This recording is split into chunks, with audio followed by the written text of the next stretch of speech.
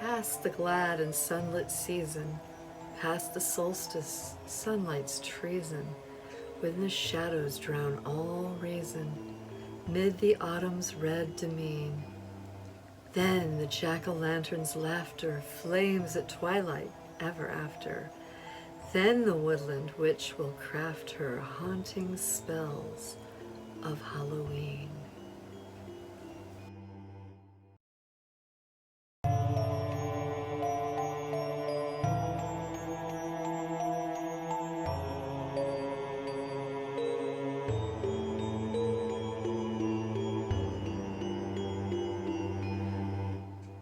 Hi everybody! I've got a nice warm drink, which is just what you need on a cold, rainy, drizzly day. And I've got the perfect thing. It just came out this year, and I am actually very, very excited about this. Past the glad and sunlit season, Poems for Halloween. And this is written by my friend K.A. Opperman.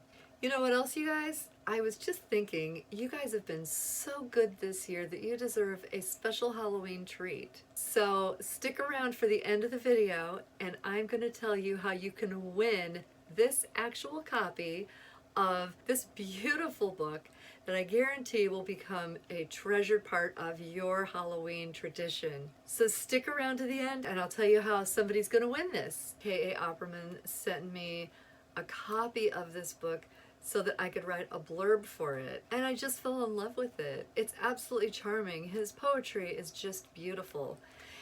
And let me tell you something about the tradition of poetry and Halloween. It's a very important part of Halloween tradition. Samhain was celebrated in Ireland all those years ago, and it evolved into what we now call Halloween. The tradition of the Irish poets goes way back, and in fact it goes back even to the time of the Druids, when we think about the Druid bards, and the gift of poetry and storytelling was only part of their deep study that they would practice. So the idea of reading poetry for Halloween has deep roots and magical roots. So when he asked me if he could send me the manuscript for this book, I was definitely interested. And then I read it, and I was like, oh my gosh, these are fantastic, really beautiful poems, very inspiring, very full of magic and the mystery of the season. I was really honored to be able to write a blurb for his beautiful book. I didn't even know when I agreed to do it that one of the poems in his book was inspired by my little book of Halloween.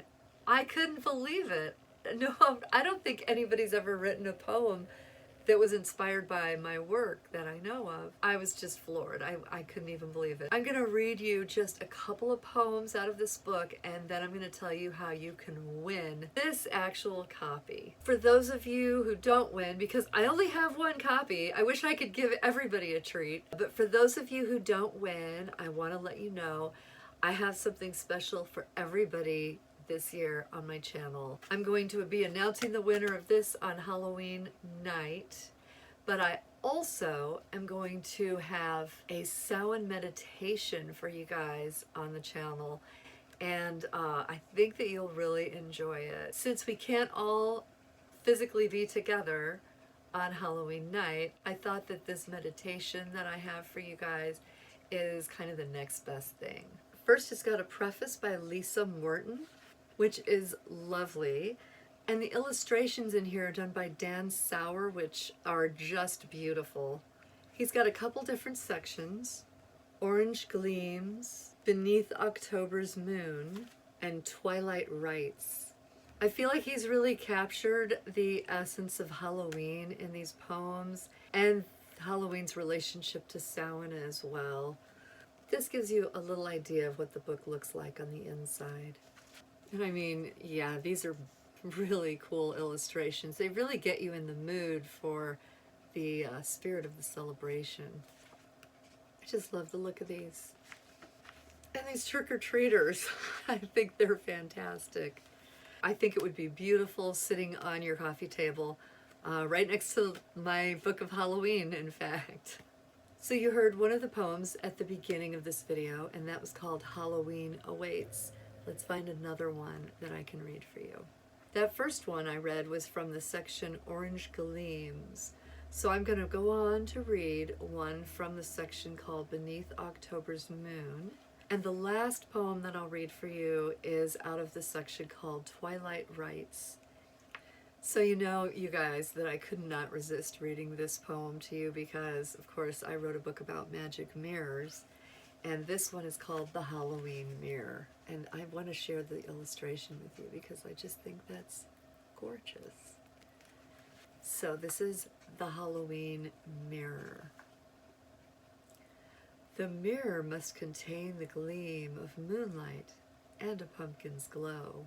If in it, like a misty dream, your future husband's face will show. An apple, too, must meet your lips, for taste its red prophetic fruit, and future's apparition slips from elsewhere when the owlets hoot.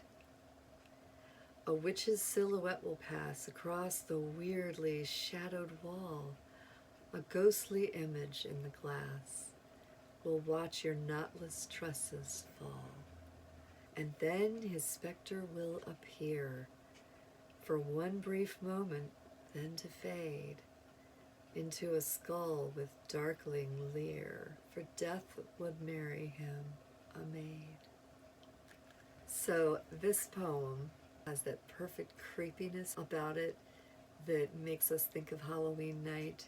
And it also points to a classic Halloween tradition. It was believed that if you were to gaze into a mirror on Halloween night while eating an apple and brushing your hair, a face would appear to you and would be the face of the person that you were supposed to marry. Now, it is said that when performing this classic Victorian Halloween ritual, that sometimes you would see death instead, and that would mean that she would be marrying death. I think he's done a great job of capturing this tradition that people were doing back in the Victorian times.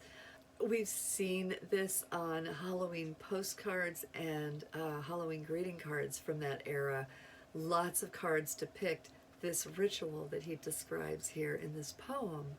So I think it's a really cool poem that he's written here, and that he's based on traditional Halloween activities, which I just love that. Okay, and this is the last one that I'm going to read for you guys. If you want to read more of these beautiful Halloween poems, you're going to have to pick yourself up a copy of this beautiful book.